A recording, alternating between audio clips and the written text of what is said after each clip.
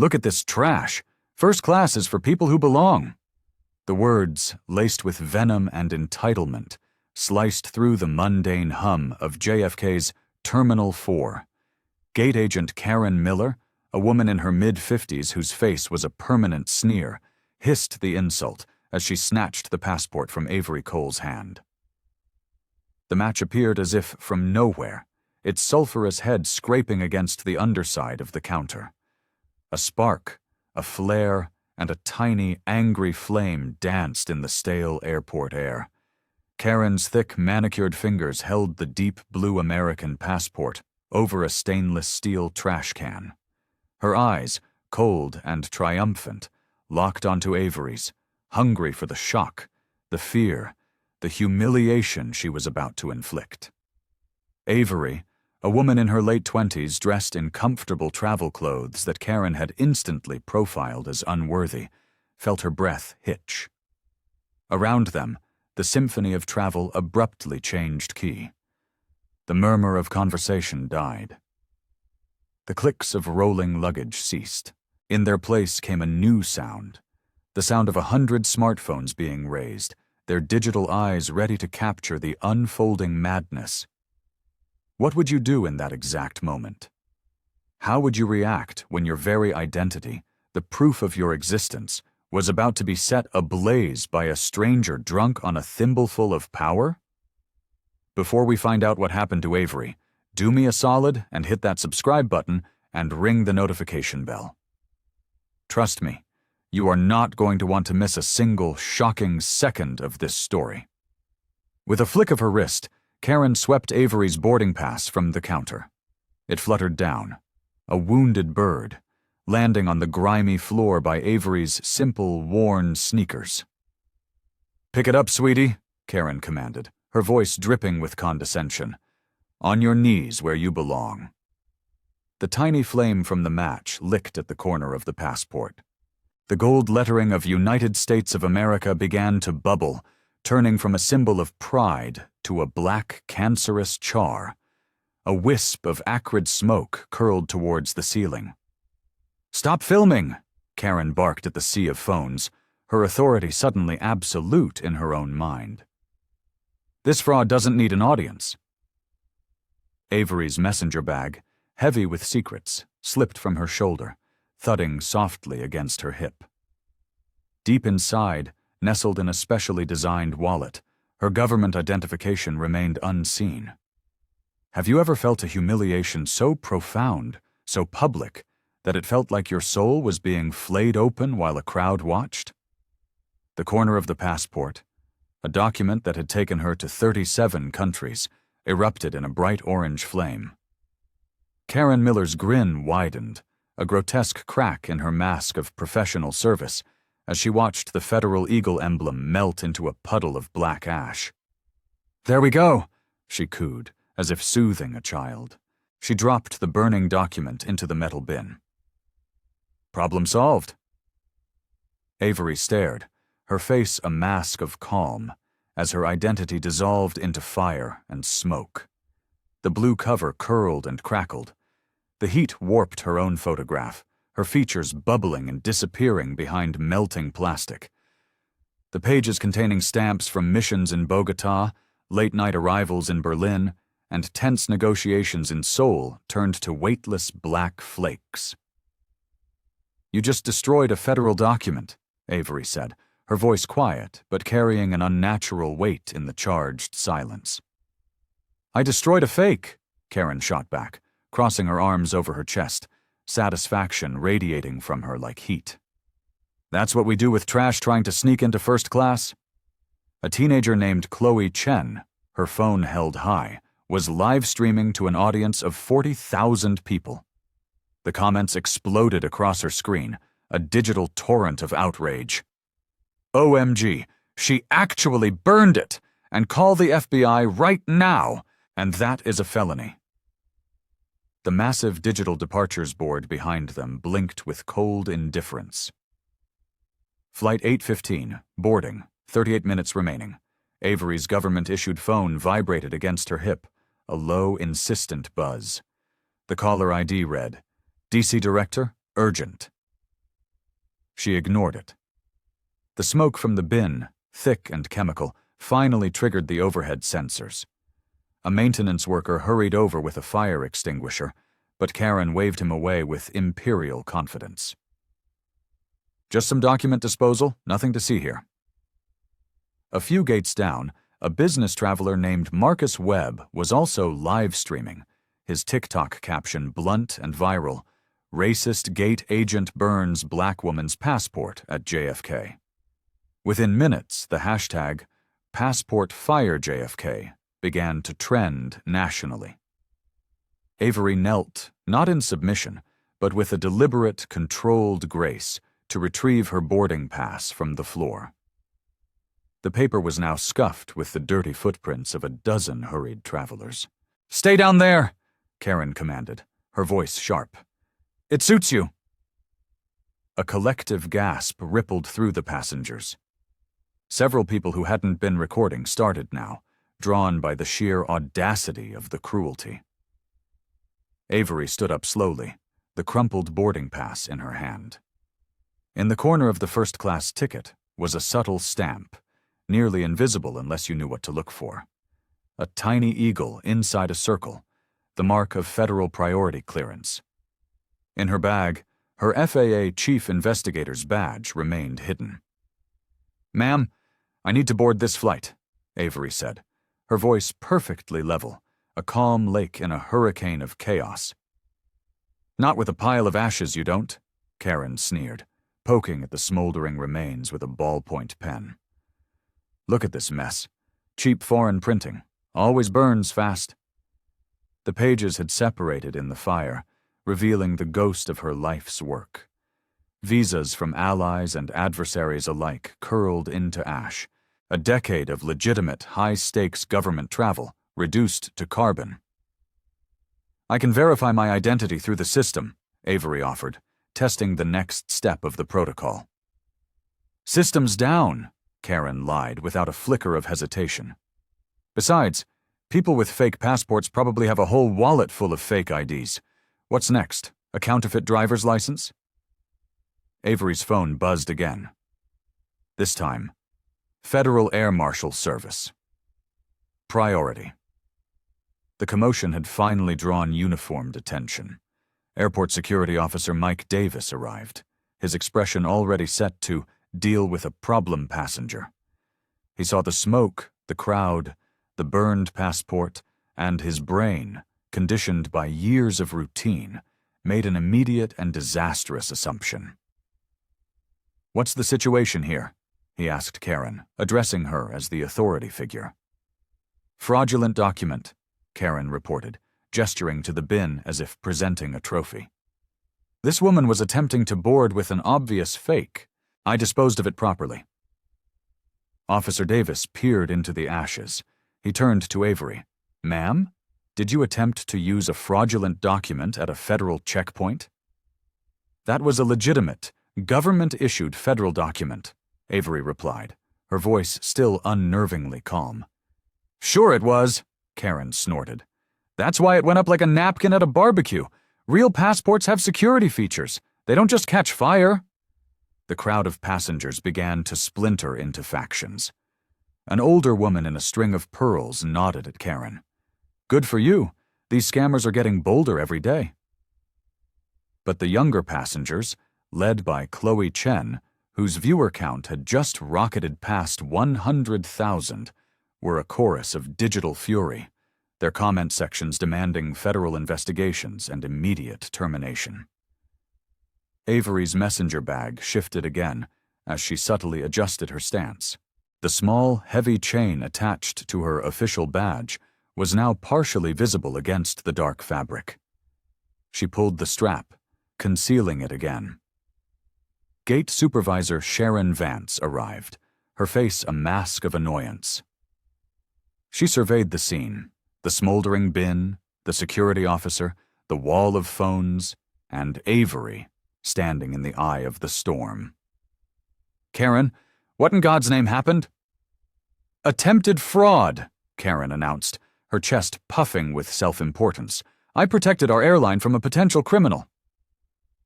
Sharon peered into the trash can. Fragments of Avery's passport photo were still there, a charred mosaic of a face. She turned to Avery, her tone dripping with the weary disdain of a manager who just wanted the problem to disappear. "Ma'am, trying to board a flight with fake documents is a serious federal crime. We're going to have to detain you." Avery's phone rang again, a different sound this time. A sharp, piercing tone that cut through the noise. The screen flashed. "FAA emergency line." "I need to take this call," Avery stated. "You need to cooperate," Sharon snapped back. "Criminals don't get to make phone calls." The departures board updated. Flight 815. Boarding. 32 minutes remaining. Avery watched as a final piece of her diplomatic immunity page, a document that had granted her passage through some of the most dangerous places on Earth, floated up on a thermal current and disintegrated. More security officers were arriving, forming a loose, intimidating circle. They all saw the same picture: a young black woman, a destroyed document, and a confident airline employee.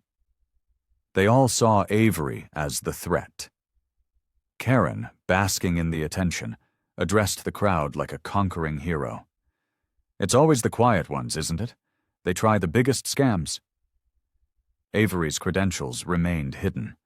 Her priority boarding pass remained crumpled in her hand. Her government phone continued to buzz with calls that could scramble military jets, calls she could not answer.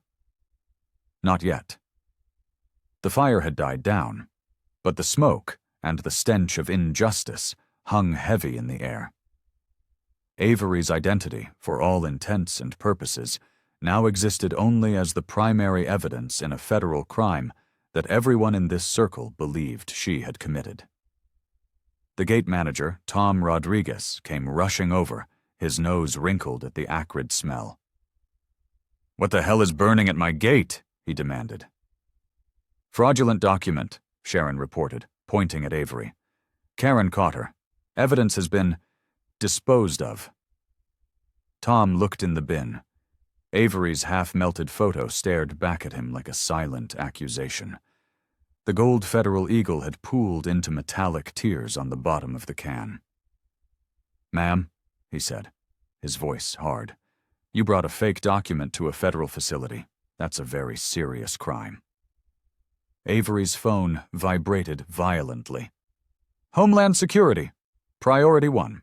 She reached for it. "Don't touch the phone," Officer Davis commanded. "Hands where I can see them." On Chloe Chen's live stream, which had just exploded past 250,000 viewers, the comments were a blur. "Destruction of evidence," one read. "That is a federal crime, and she's doing it on camera." The departures board clicked again. Flight 815. Boarding, 26 minutes remaining. The circle of uniforms around Avery tightened. Her bag had shifted again, the chain in the corner of her badge now clearly visible to anyone who bothered to look down instead of at her face. "Look at her, cool as a cucumber," Karen announced to the crowd, her voice dripping with scorn. "Classic criminal behavior. They think if they don't react, we'll believe their lies." But some people were starting to notice things that didn't add up. Tom, the manager, peered closer into the bin. He saw fragments of security watermarks and micro-printing in the ashes, details that looked far too sophisticated for a common forgery. "These seem awfully detailed for a counterfeit," he muttered, just loud enough for Karen to hear. Her confidence flickered for the first time. "High-quality fakes," she said quickly. "That's how they fool you." Avery's phone rang again with that same piercing, official tone. This time, a woman in military fatigue standing nearby looked up, her eyes wide with recognition. "That's a government phone," she said to her companion. "Those have specific federal alert tones." "Criminals steal government phones all the time," Karen countered, a new edge of desperation in her voice. "It's all part of the scam." The flight crew for Flight 815 arrived, led by Captain James Morrison. He took in the scene with a pilot's practiced eye for trouble. "We have smoke, a crowd, and a half-dozen security officers at our gate," he said to Tom. "What's our delay?" "Document fraud investigation," Tom replied. "A passenger tried to board with a fake ID. It was burned." "Burned?" The captain looked puzzled. "Why would anyone burn it?" "Because it was obviously a cheap fake," Karen insisted, her voice getting louder. "Real documents don't burn like that." For the first time since the ordeal began, Avery addressed someone other than her accusers. "Sir," she said, looking directly at Captain Morrison, "all paper-based documents will combust when exposed to an open flame. Their material composition doesn't prevent ignition." The captain studied her. Her calm, precise, technical language was jarringly out of place for someone supposedly caught in a cheap scam. He was a man trained to notice when things were not as they seemed. The board updated. Flight 815. Boarding, 22 minutes remaining. Avery's phone now showed 17 missed calls from secure federal numbers. Her bag had shifted further. The FAA investigator credential was now almost entirely visible. A new security officer, Jennifer Walsh, noticed it. "Ma'am, what's that badge in your bag?" she asked. Avery glanced down. "Personal identification." "More fakes," Karen declared triumphantly. "I bet she has a whole binder full of them." Tom reached for Avery's bag. "We'll need to examine all of your identification." "I would prefer to handle my credentials myself," Avery said quietly. "You lost your preferences when you committed a federal crime," Sharon snapped. The combined live-stream audience across a dozen platforms had now swelled to over 400,000. The hashtags Schachter Passport Fire, JFK, and Gate Agent Karen were dominating social media. News vans were likely already on their way to the airport. Captain Morrison's radio crackled. "Flight 815, this is JFK Tower. We're showing an extended ground delay at your gate. Advise on the situation." "Roger, Tower," the captain replied. "We have a document investigation in progress." The chaos was reaching its peak. And in the center of it all, Avery Cole remained perfectly, terrifyingly still. She was no longer just a passenger. She was an investigator. And she had gathered all the evidence she needed. We are about to witness a shift in power so immense, so absolute, it will shake an entire industry to its core. If you believe Karen Miller is about to get exactly what she deserves, smash that like button right now and comment "Justice is coming" down below. You've been an amazing audience, and the climax you've been waiting for is finally here. Airport Police Officer Derek Carter arrived, a veteran cop drawn by the escalating reports. He examined the burned document with a professional eye, immediately noticing the specific way the security threads had melted. "Ma'am," he said to Avery, his tone respectful and questioning, "federal passports have unique burn characteristics because of the embedded security features. These ashes, they look consistent with a legitimate document." Karen's face reddened. "I know a fake when I see one. I have 15 years of experience." "Experience doesn't alter the laws of thermodynamics, ma'am," Avery replied calmly. "All organic polymers combust at similar temperatures." Officer Carter's focus shifted entirely to Avery. Her technical vocabulary, her composure under extreme duress. This was not the profile of a common fraudster. The departures board showed 18 minutes remaining. Avery's phone shrieked with the federal emergency tone again. This time everyone heard it. The soldier, the captain, and even Officer Carter recognized the distinctive sound. "That is definitively a secure government line," the woman in fatigues said, loudly and clearly. "Stolen property," Karen insisted, her voice cracking with desperation. "It's all part of her criminal enterprise." Avery's bag had now shifted completely. The gold eagle emblem on her credentials caught the bright terminal lights. Officer Carter saw the gleam. "Ma'am," he asked, his voice now devoid of any accusation. "What specific identification do you have in that bag?" Avery looked directly at him, her eyes as cold and hard as polished steel. "Federal Law Enforcement Identification Officer." The 3 words hung in the air, a stunning grenade that silenced the entire gate. Karen's smug smirk finally dissolved, replaced by a pasty mask of confusion and dawning fear. Tom stepped closer. Sharon's eyes narrowed. Captain Morrison took a half-step forward, his curiosity now fully engaged. "What kind of federal identification?" he asked, as hundreds of passengers recorded and over 500,000 people watched online. Avery reached slowly, deliberately, into her messenger bag. The entire terminal seemed to hold its breath, waiting to see what would emerge from the bag of the woman whose identity had just been turned to ash. With the calm precision of a surgeon, Avery withdrew a heavy black leather credential wallet.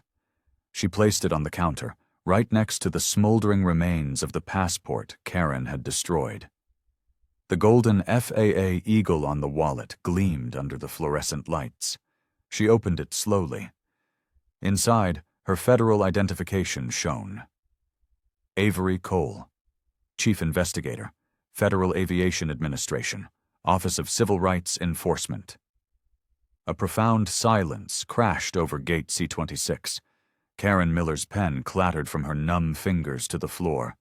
Her face, flushed with victory just moments before, was now a bloodless landscape of disbelief. She read the badge again and again, as if willing the words to rearrange themselves into something less catastrophic. That's not possible," she whispered. Avery placed her Department of Transportation Enforcement authorization card next to the badge.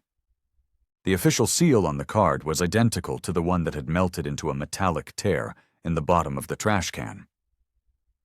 "Chief Investigator Avery Cole," she said, her voice quiet but now resonating with immense authority. "FAA Criminal Investigation Unit, badge number 7138, Federal Law Enforcement Authority under Title 49, United States Code, Section 46101. Tom Rodriguez's hands trembled as he stared at the credentials. The holographic security features, the micro-printing, the authentic federal signatures. They were flawless. They were real. You're a federal agent," he breathed. "Chief Investigator," Avery corrected him softly. "And you, your supervisor, and your security team have just witnessed one of your employees commit multiple felonies during an active federal undercover investigation." Sharon Vance snatched the credentials, her hands shaking, desperately searching for some sign of forgery. But the embossed DOT letterhead was genuine. The federal prosecutor liaison contact information was real. Avery's official photo stared back, a stark contrast to the charred, melted image in the trash bin. "This has to be fake, too," Sharon said, her voice thin with panic. "More of your fraudulent documents." Avery pulled out her government-issued tablet and tapped the screen, accessing a secure federal database. "Would you like to cross-reference my credentials through the Federal Law Enforcement Officer Safety Act National Database? My commission number is FAA CI 713-2024. Officer Carter, recognizing the indisputable authority, stepped forward and snapped to attention. "Ma'am, on behalf of airport security, I deeply apologize for this misunderstanding." "You followed your initial protocol, officer," Avery interrupted, her voice sharp. "Ms. Miller, however," she turned her gaze to Karen, "committed multiple federal crimes on a live stream witnessed by, at last count, over 500,000 people." Karen stared at the ashes she had created, the federal seal she had melted, the government property she had so gleefully destroyed. I didn't know," she stammered, the words tumbling out. "It looked fake. The quality. It seemed wrong." Avery pulled a small, official notebook from her bag and began writing. Gate Agent Karen Miller, Employee Badge 3328, willfully and deliberately destroyed federal identification at 9:43 a.m. Eastern Standard Time. Physical evidence: passport remains secured in a metal waste bin.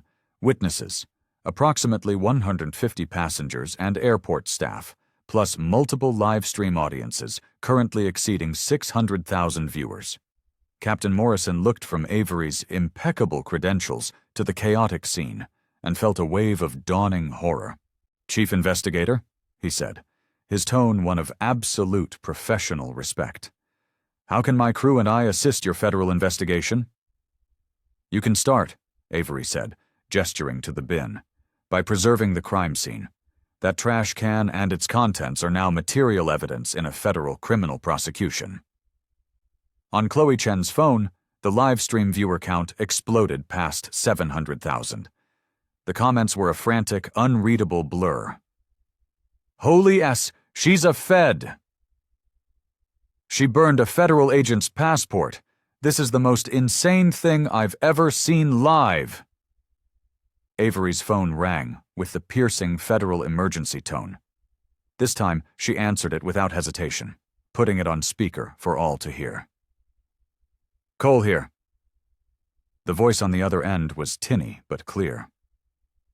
"Director, what's your status?" "The operation is proceeding ahead of schedule, sir," Avery reported, her voice pure, cold business. The primary objective, document destruction based on discriminatory profiling, occurred exactly as we anticipated. We have full evidentiary capture from multiple digital sources. She paused, listening. "Understood, Director. Federal response team has been dispatched.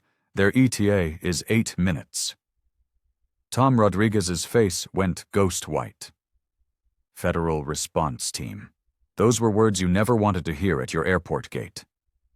We have approximately 150 direct witnesses and, at last count, over 700,000 remote viewers via social media platforms." Avery continued into the phone. "Complete video documentation from at least 20 different angles. A perfect chain of custody is already established." Another pause. "Yes, sir.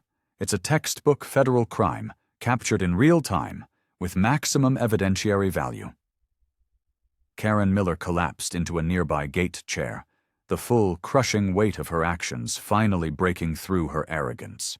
"It was supposed to be fake," she whispered to herself, her eyes locked on the ash-filled bin.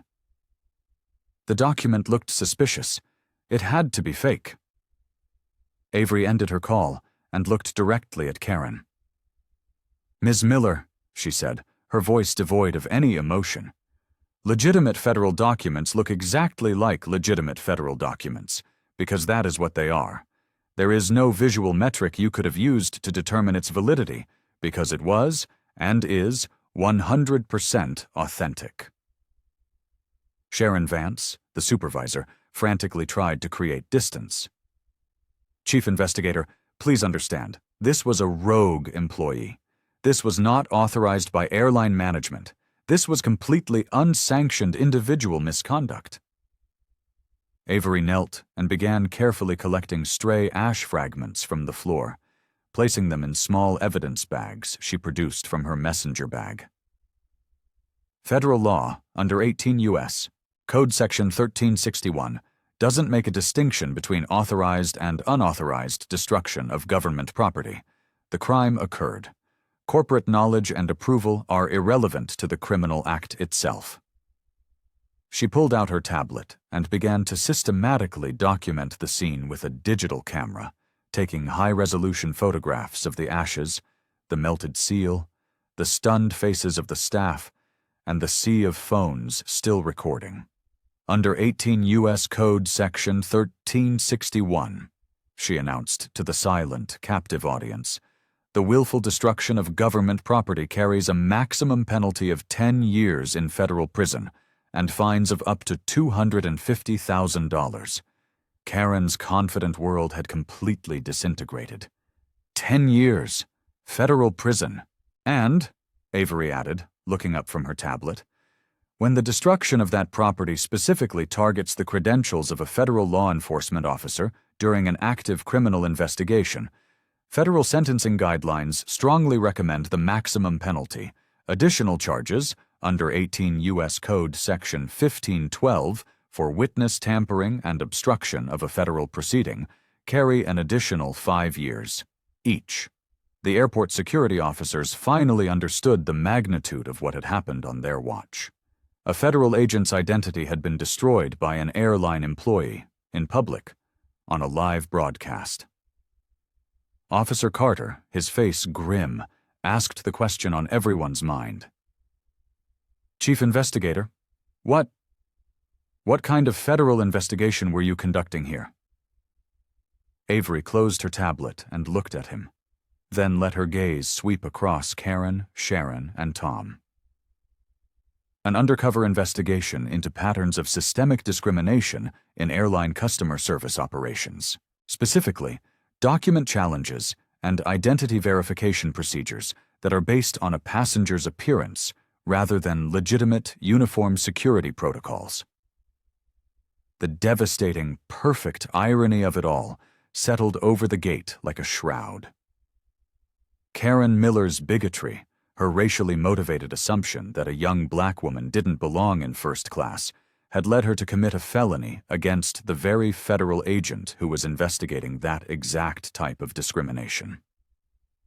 The hunter had not only walked into the trap, she had built it, baited it, and sprung it on herself. A team of federal marshals in full tactical gear arrived, their heavy boots echoing on the polished terminal floor. They moved with a purpose that made the airport security officers look like mall cops. Deputy Marshal Rebecca Santos approached Avery with professional deference. "Chief Investigator Cole, we're here to execute the federal arrest warrant." Avery nodded curtly towards Karen, who sat frozen in her chair, a living statue of regret. "Karen Miller, Employee Badge 3328. Charges: federal document destruction, obstruction of justice, and interference with a federal investigation." Just then, the airline's corporate vice president, Patricia Sterling, burst through the crowd, a team of panicked lawyers trailing in her wake. Her expensive suit was rumpled from the emergency helicopter ride from corporate headquarters. "What is the precise extent of our legal exposure here?" she demanded of Tom Rodriguez. Avery answered for him, her tablet displaying the cold, hard text of federal statutes.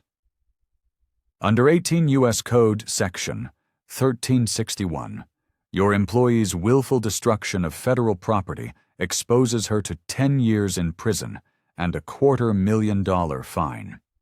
Your corporate liability, under the doctrine of vicarious responsibility, could easily reach $50 million in federal penalties." Patricia Sterling's face went chalk white. "$50 million? That's just the criminal exposure," Avery continued, her voice relentless. "The civil rights violations, under 42 U.S. Code Section 1983, carry potentially unlimited damages. Furthermore, the federal contract violations could trigger an immediate suspension of your airline's operating certificates at all 127 airports where you currently hold gates." The lawyers frantically typed on their own tablets, the financial catastrophe coming into focus. A senior counsel whispered urgently to Patricia. "Our annual revenue is nearly $30 billion. A full federal contract suspension would cost us close to $1 billion a month." Avery wasn't finished.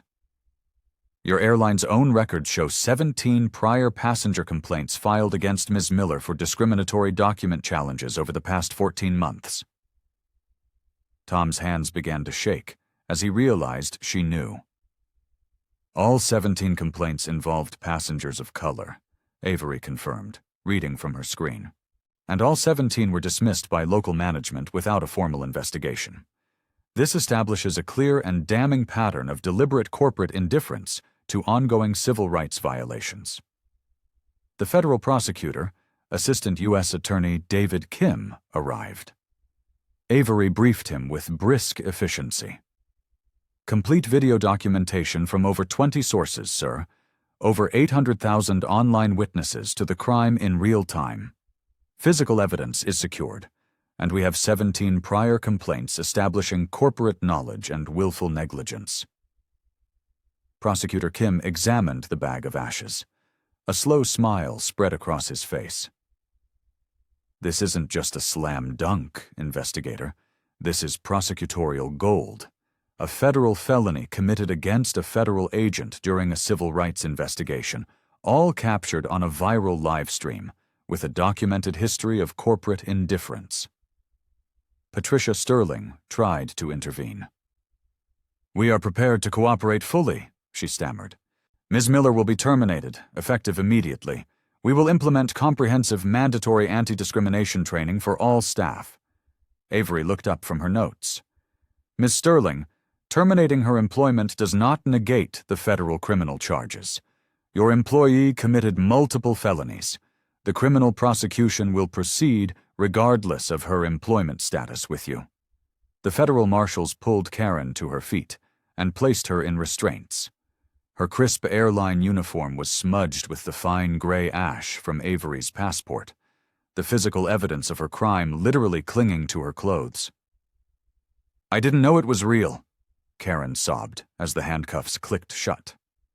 "I swear it looked fake to me." "Ignorance of federal law is not a defense," Prosecutor Kim informed her coldly. "You are being charged with federal crimes, which carry federal consequences." Avery turned to the vanquished vice president. "Your airline faces immediate federal enforcement actions. A full review of your operating certificate begins Monday morning. All of your gate operations nationwide are now subject to direct federal monitoring pending the outcome of that compliance review." The final bitter irony landed. Avery's original flight, Flight 815, was now listed on the board as indefinitely delayed, pending federal investigation. Karen Miller's single act of racist malice had not just grounded one passenger, it had grounded her entire airline. The hunter had become the hunted. The victim had become the prosecutor. The quiet woman in the worn sneakers was now the most powerful person in the airport, and every single devastating second of the reversal was captured in high-definition video, a permanent testament to the fact that sometimes justice doesn't just whisper, it arrives in tactical gear with a federal warrant. 3 months later, in a Chicago federal courthouse, Judge Margaret Carter's gavel fell with the sound of finality. "Ms. Karen Miller, you have pleaded guilty to the federal destruction of government property. This court hereby sentences you to 36 months in federal prison, to be followed by 2 years of supervised probation." Karen, now in an orange prison jumpsuit, wept silently. Outside, Prosecutor Kim addressed a swarm of news cameras. "This conviction sends an unequivocal message. Federal officers conducting civil rights investigations are protected. Attacks on them are attacks on the rule of law itself, and they will be prosecuted to the fullest extent." In Washington, D.C., the Secretary of Transportation signed the landmark Aviation Passenger Fairness Act into law. Standing right beside her, a key author of the legislation, was Avery Cole. The new law mandated what the media had dubbed the Avery Cole Protocol, AI-powered, real-time bias monitoring systems at every commercial airport gate in America. The systems analyzed voice patterns, body language, and interaction times, flagging any statistical deviation suggesting discriminatory treatment for immediate federal review. Back at JFK, Gate C-26 was transformed. A small permanent plaque now read, "This gate is dedicated to the principle of equal treatment under federal law." Tom Rodriguez, in his new role as the airline's federal compliance director, oversaw a gate where every agent wore a body camera feeding directly to Department of Transportation servers. Discrimination complaints had fallen by 97%. Chloe Chen, the teenager whose live stream had changed the world, now ran a federally funded youth network training students to safely document and report civil rights abuses. "My phone," she told a conference, "became a weapon for justice." Avery Cole's office at FAA headquarters now had a new title on the door: Director, Transportation Civil Rights Enforcement Division. On her desk, a small framed fragment of her burned passport photo served as a constant reminder. Her team had grown from 12 investigators to nearly 100. Her work had expanded from aviation to rail, shipping, and public transit. The ashes of her passport had fertilized the ground for a revolution in civil rights enforcement. The lesson was brutal but clear. One woman's professional composure and deep knowledge of the law had turned a moment of profound humiliation into a catalyst for systemic, nationwide change. Brenda's attempt to erase Avery's identity had instead made her a national icon and triggered reforms that would protect millions. Discrimination still exists. It lurks in airports, in banks, in hospitals, and on our streets. But Avery's story proves that accountability is possible. Have you witnessed something that needs federal attention? Your phone, used wisely, can be a tool for justice. Document safely.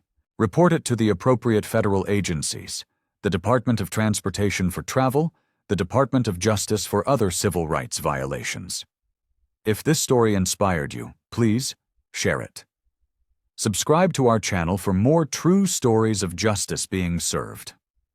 Hit that notification bell and join our community. Comment below.